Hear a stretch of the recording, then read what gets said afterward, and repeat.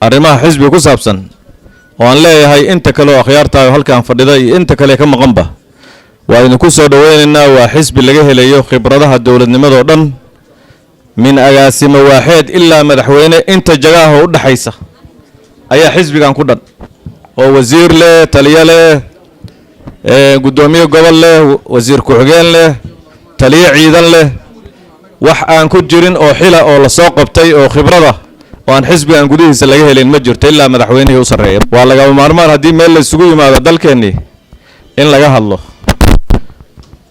ninkii wuxuu yidhi maxaad ku ogeyd aabbe, maxaa ku ogeyd? indhala-aan. markaasuu yidhi dadcunnimo ayuu ku darsaday.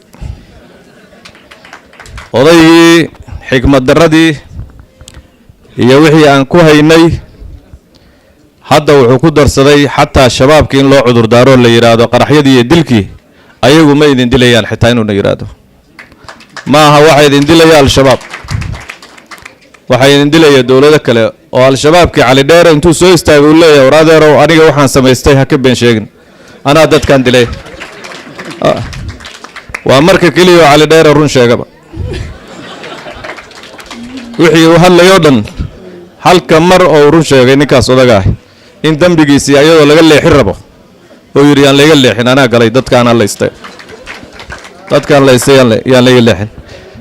marka runtii waxay muujinaysaa arrintaas oo 28kii weygii hore dhacday. dalkeennu meeshuu aaday. madaxweynaha ma tacsiyeyn jirin, laakiin haddii doon ku qallibanto talyaaniga waa tacsiyada waa la soo boodaya. waxa isleedahay xaggee ugu diyaarsanta? ra-iisul wasaare ha sheegin, meyd la qaaday iyo dhaawac la booqdana ha sheegin. hadda waxaan maraynaa runtii in shabaab kuma dilin la yidhaahdo. goor la heshiiyey shabaab anna waa garan weyn. wallahan ku dhaartay waa garan waay aniga kulley. goorta nimankaas dembiga la yidhaha laga leexiya ayaan dhaweeta UN-ka la yidhi urur argaxisaa lagu qoraya. kenyaatiga yaa waday. dowladda soomaaliya waxay u dooda ka daaya ururka hadhiinina urur argixisa wey.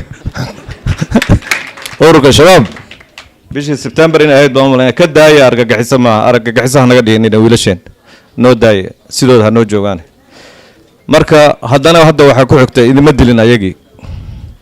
marka ma garanayno ma dalka lagu wareejin doonaayo. annagu hadda xisbiye iyo xaafiisyaan furanaynaaye Uganda aan u joognaa siyaasadda in halkan iyo kulli Soomaali meelay joogtaba siyaasadda inay qayb ka noqdaane dalka ma shabaab ayaa lagu wareejin rabaa. midda la isweydiinayo way mar haddii la yidhi argagixisayaan lagu qorin, hadday ku dileenna hadhihin waa ayagii ma dilin ayna leeyihiin ma waxay rabaan wareejinta soo socota in ayaga lagu wareejiyo. runtii wax calaamad su-aal la gelin karo wax weyn oo dadka Soomaaliyeed ay ka fikri karaan way tahay. sida rabtaba ha ahaato dalku hadda wuxuu qaatay inuu qaato nidaamka xisbiyada badan.